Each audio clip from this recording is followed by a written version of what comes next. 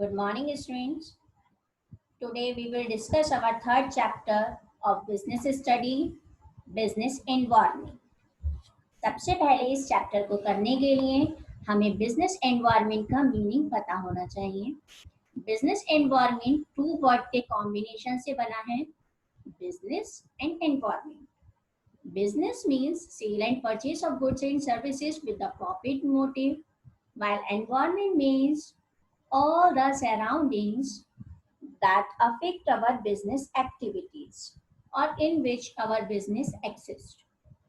So business environment means all the internal external factors which affect all the business activities are included in business environment.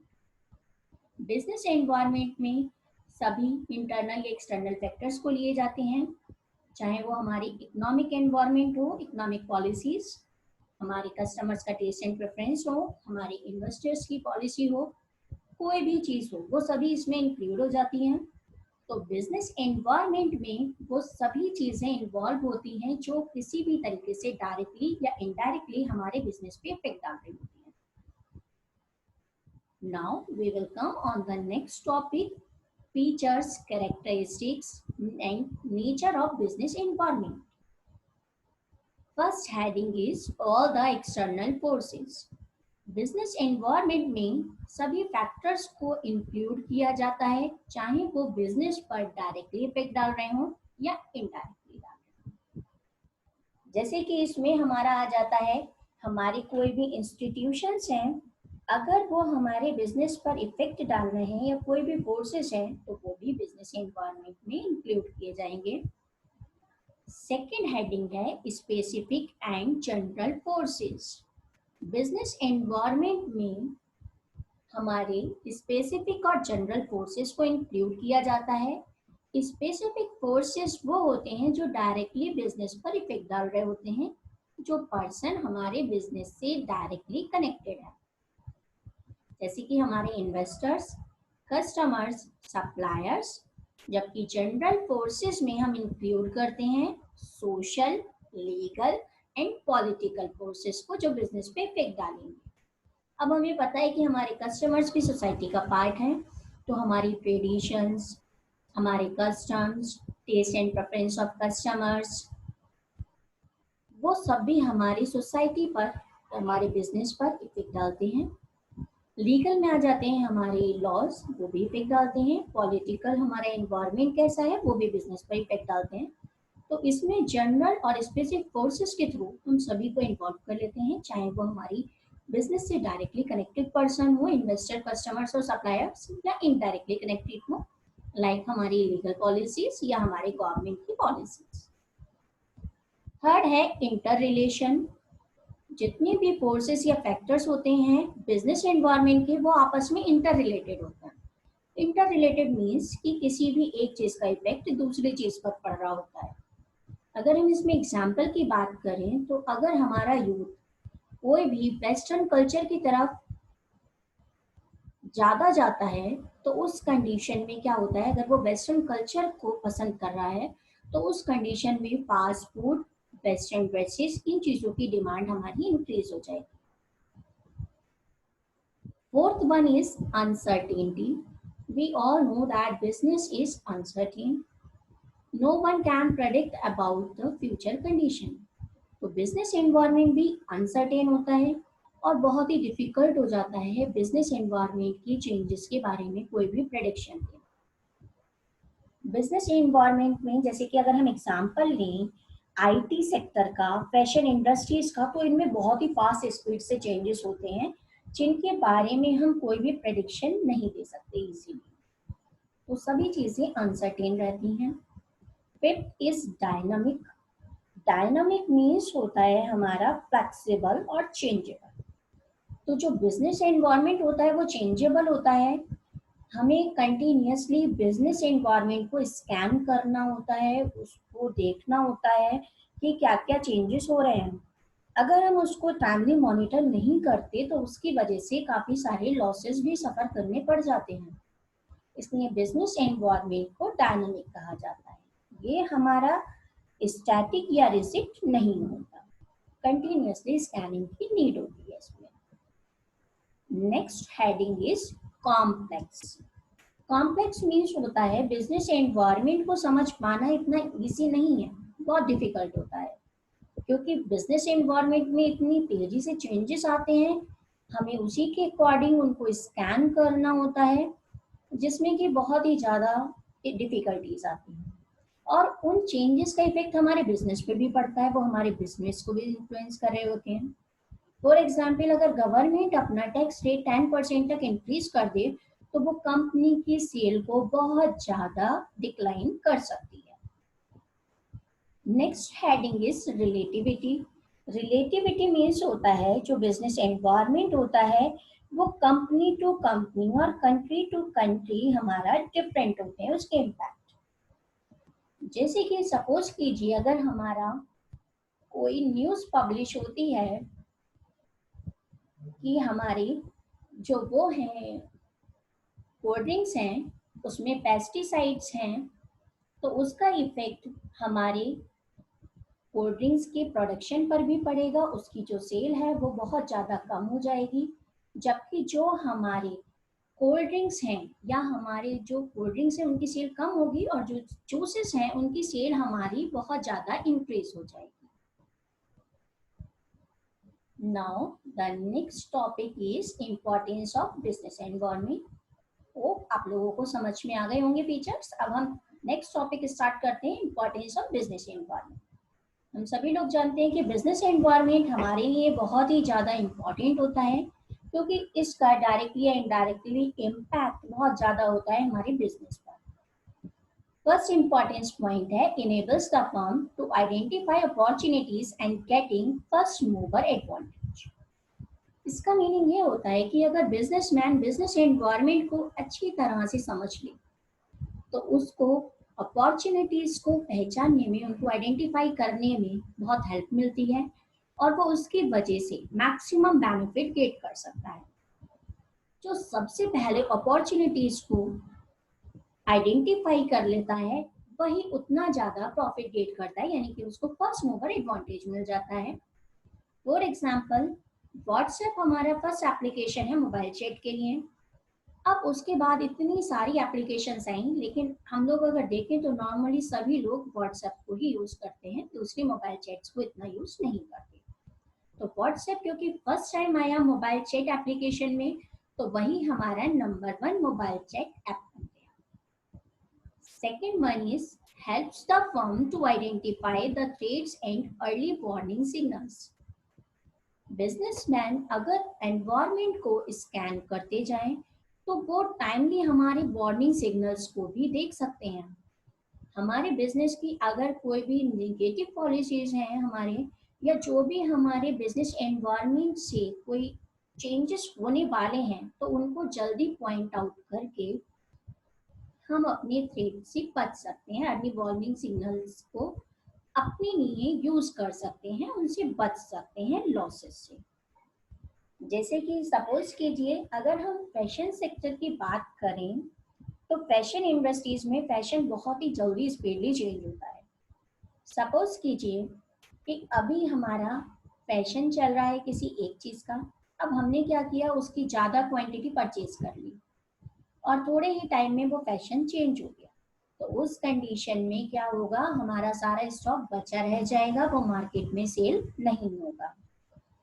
और अगर हम इसी तरीके से बात करें अपनी दूसरी चीज़ों की, जैसे सपोज कीजिए कि इस टाइम पे हमारा, अगर हम इलेक्ट्रॉनिक डिवाइसेस की बात करें तो हम इस टाइम एलईडी चल रही है, हमारी स्मार्ट टीवीज आ गए हैं। अगर इस टाइम पे कोई व्यक्ति जब देख रहे हैं कि टेक्नोलॉजी चेंज हो रही है, लोगों की डिमांड चेंज हो रही है, हम फिर भी पुराने ट्रेंड को, कलर टीवीज का ही स्टॉक अपने पास ज्यादा रख लें, तो वो क्या होगा, मार्केट में सेल नहीं हो पाएगा और हमारा स्टॉक बच जाएगा। तो टाइम टू टाइम हमें एनवायरनमेंट को स्कैन करके मॉनिटर करके देखना होता है कि मार्केट में बिजनेस एनवायरनमेंट में क्या क्या चेंजेस आ रहे हैं और उसी के अकॉर्डिंग अपने प्रोडक्शन में, अपनी टेक्नोलॉजी में, पॉलिसीज में चेंजेस करने होते हैं। थर्ड है helpful in collecting and assembling resources. जो बिजनेसमैन है उनको जो सप्लाई करनी होती है गुड की, वो मार्केट के अकॉर्डिंग करनी होती है। मार्केट में जो डिमांड है उसी चीज की अगर हम सप्लाई करेंगे तो ज्यादा प्रॉफिट गेट कर सकते हैं। अब जिस चीज की मार्केट में सप्लाई करेंगे, हमें रॉ मटेरियल, अदर रिसोर्सेज भी उसी के अकॉर्डिंग मार्केट से परचेज करने हैं।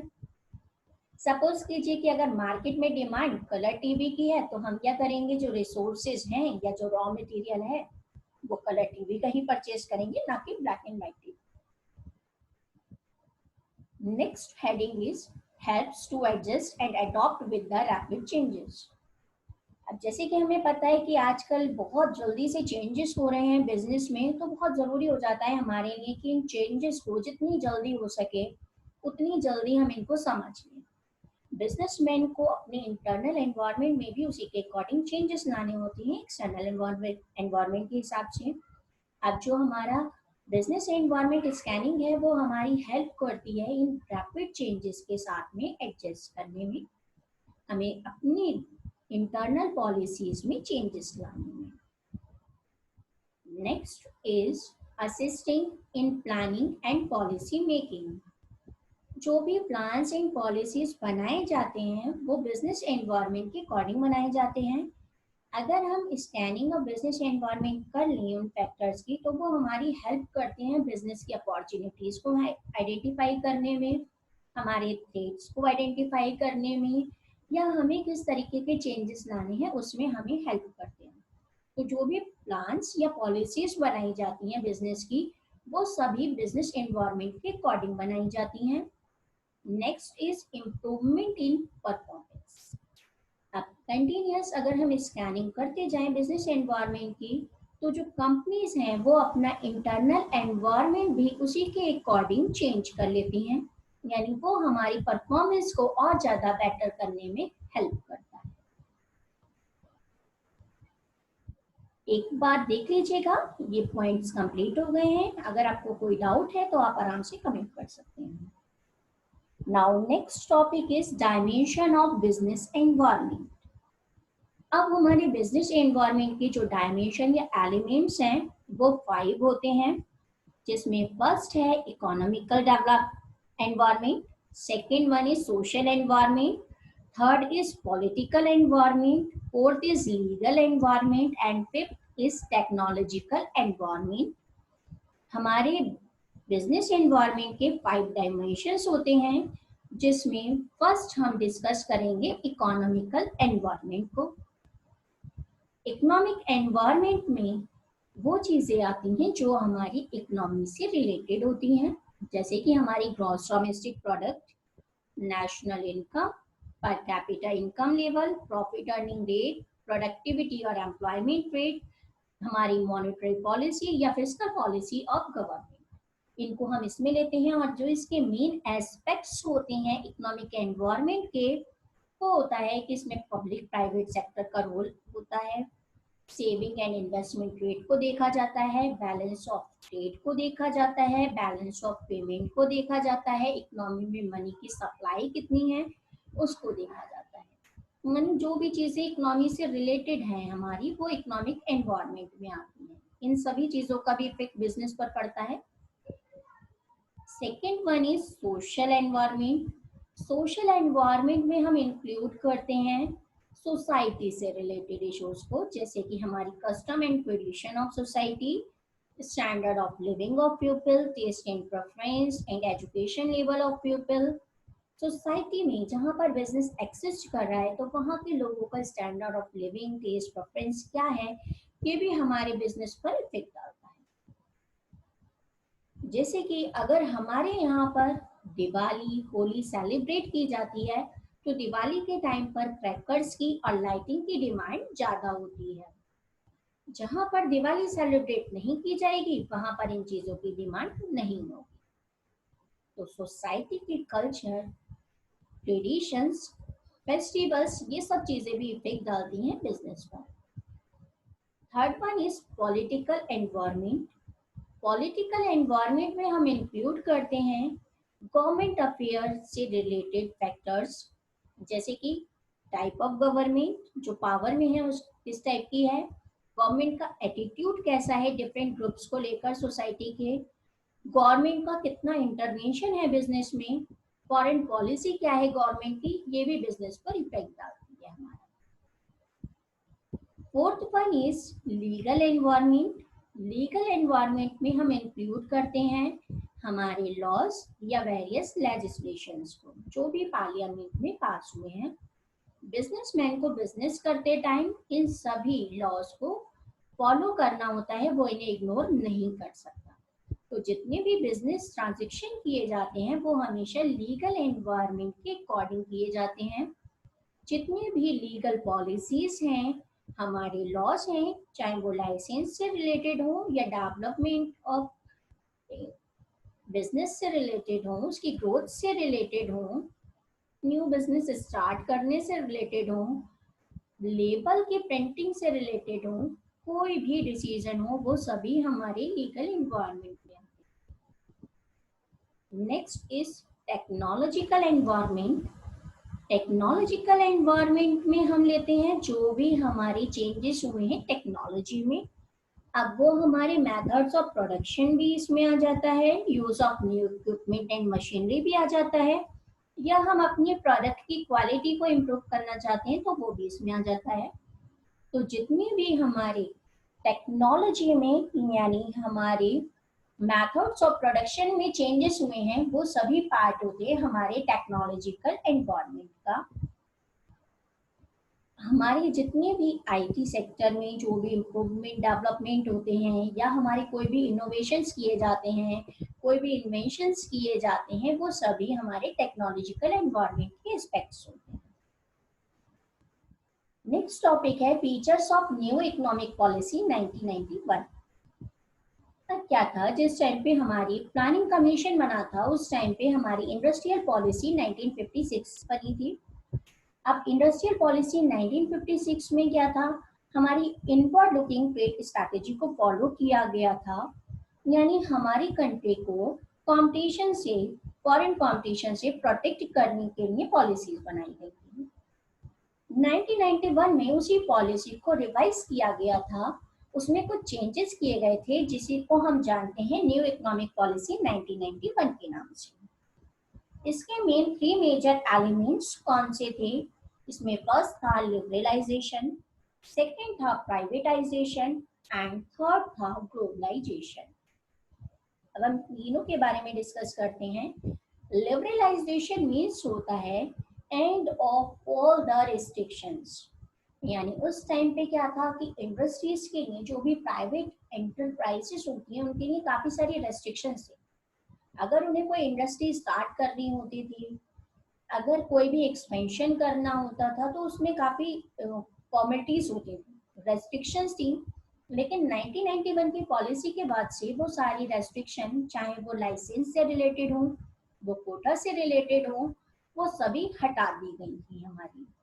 इस पॉलिसी के बाद से किसी भी बिजनेस की एक्सपेंशन पर, किसी भी प्राइस फिक्सिंग की एक्टिविटी पर, गुड्स एंड सर्विसेज के मूवमेंट पर या इंपोर्ट और एक्सपोर्ट से सारी रेस्ट्रिक्शंस को हटा दिया गया था, यानी कि सभी प्राइवेट एंटरप्रेन्योर्स को फ्रीडम दे दी गई थी बिजनेस को स्टार्ट करने की या उसका एक्सपेंशन करने की। केवल कुछ इंडस्ट्रीज के केस में लाइसेंस रखा गया था।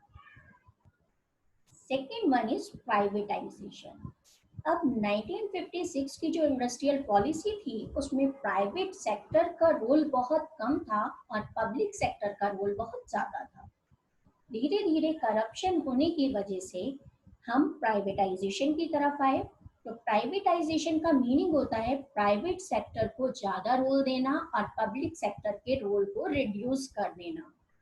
प्राइवेटाइजेशन प्रोसेस में जो पब्लिक सेक्टर है वो अपनी ऑनरशिप ट्रांसफर कर देते हैं प्राइवेट सेक्टर को, और ये जो प्रोसेस होती है अपने शेयर को प्राइवेट सेक्टर को सेल कर देने की, इसी को हम बोलते हैं डिसइन्वेस्टमेंट। यानी डिसइन्वेस्टमेंट के थ्रू प्राइवेट सेक्टर के रोल को इंक्रीज करके पब्लिक सेक्टर के रोल को कम कर दिया जाता है। Third point is globalisation. Globalisation means integration of all the economies of the world. तो ग्लोबलाइजेशन में क्या होता है, हमारे जितने भी इकोनॉमीज हैं वो सब एक हो जाती हैं, यानी कि हम इजीली इंपोर्ट एक्सपोर्ट कर सकते हैं, कोई भी टेक्नोलॉजी ट्रांसफर कर सकते हैं। पूरा वर्ल्ड एक फैमिली की तरह हो जाता है जहां पर किसी भी चीज का एक्सचेंज इजीली हो जाता है। अब ये जो इकोनॉमिक पॉलिसी आई थी, इसका बिजनेस पर क्या इम्पैक्ट था उसको हम डिस्कस करते हैं। फर्स्ट है increasing competition. New economic policy के बाद से हमारा जो कंपटीशन था, चाहे वो इंटरनल मार्केट की बात करें या हम इंटरनेशनल मार्केट की बात करें, इंक्रीज हो गया था। जो कंपनीज थी वो लेटेस्ट टेक्नोलॉजी को अडॉप्ट करने लगी थी, रिसोर्सेज बढ़ गए थे। मार्केट में केवल वही लोग सरवाइव कर पा रहे थे जिनके पास रिसोर्सेज ज्यादा थे, और वो कंपनीज जो कि कंपटीशन को फेस नहीं कर पा रही थी, जिनके पास लेटेस्ट टेक्नोलॉजी नहीं थी, जो कंपटीशन को फेस नहीं कर पा रही थी, उनको मार्केट छोड़ना पड़ा था। तो उस टाइम पे कंपटीशन इकोनॉमिक पॉलिसी 1991 के बाद से काफी इंक्रीज हो गया था। मल्टीनेशनल कंपनीज भी मार्केट में आ गई थी, तो अब बिजनेसमैन को इंटरनल मार्केट के साथ साथ मल्टीनेशनल कंपनीज के साथ भी कंपटीशन को फेस करना पड़ रहा था। Second is more demanding customers. नई इकोनॉमिक पॉलिसी के बाद से जो फॉरेन कंपनीज थी, उन्होंने अपना बिजनेस इंडिया में एस्टैब्लिश कर लिया, जिसका रिजल्ट ये हुआ कि हर सेक्टर में जो प्रोडक्ट्स थे वो बहुत ज्यादा हो गए। प्रोडक्ट्स ज्यादा हो जाएंगी, मार्केट में डिमांड बढ़ गई, तो जो हमारा मार्केट पहले प्रोड्यूसर ओरिएंटेड होता था, यानी कि पहले प्रोडक्ट प्रोड्यूसर के अकॉर्डिंग बनते थे, वही चेंज होकर कस्टमर ओरिएंटेड मार्केट हो गया, यानी कि अब प्रोडक्ट कस्टमर के अकॉर्डिंग बनने लगे। मार्केट का जो मेन रोल था वो किसका था? कस्टमर्स का, यानी उन्हीं के अकॉर्डिंग, उनकी नीड्स के अकॉर्डिंग, उनकी वांट्स के अकॉर्डिंग चीजों को प्रोड्यूस किया जाता था और मार्केट में सेल किया जाता था। तो इस तरीके से जो प्रोड्यूसर ओरिएंटेड मार्केट था वो कन्वर्ट हुआ किसमें? कस्टमर ओरिएंटेड मार्केट में, और चीजों की डिमांड काफी इंक्रीज हो गई। थर्ड है रैपिडली चेंजिंग टेक्नोलॉजिकल इन्वायरमेंट। अब जब न्यू इकोनॉमिक पॉलिसी आई, वर्ल्ड क्लास कंपटीशन स्टार्ट हो गया, तो ग्लोबल कंपटीशन में कंपनीज को बने रहने के लिए जरूरत थी कि वो भी वर्ल्ड क्लास टेक्नोलॉजी को यूज करें। अब वर्ल्ड क्लास टेक्नोलॉजी को यूज करने के लिए क्या था? जो रिसर्च और डेवलपमेंट डिपार्टमेंट थे वो इंक्रीज होने लगे। कंपनीज ने लार्ज अमाउंट अपनी रिसर्च एंड डेवलपमेंट पे स्पेंड करनी स्टार्ट कर दी, अपने एम्प्लॉयज को ट्रेनिंग देनी स्टार्ट कर दी, क्योंकि टेक्नोलॉजिकल एनवायरनमेंट में चेंजेस आने से जो हमारा वे था प्रोडक्शन करने का, जो हमारे मेथड्स थे वो भी चेंज हुए, और उसी के अकॉर्डिंग हमारी जो एम्प्लॉयज थे उनको ट्रेनिंग दी गई और उनको भी अपडेट किया गया। नेक्स्ट वन इज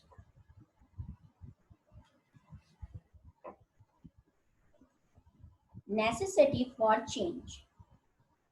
1991 से पहले जो बिजनेस एंटरप्राइजेस होती थी वो स्टेबल पॉलिसीज को फॉलो किया करती थी, यानी लॉन्ग टाइम तक सेम पॉलिसीज चलती थी।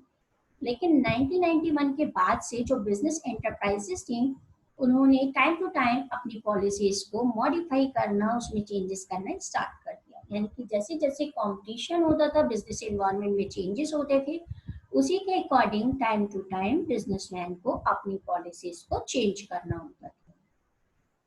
Next is need for developing human resources. अब न्यू इकोनॉमिक पॉलिसी के पहले क्या था?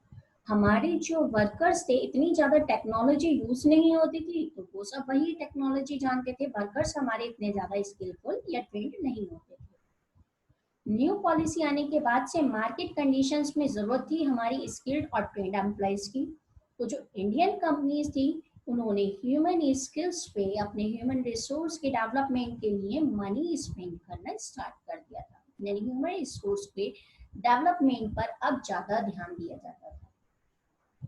Next is market orientation.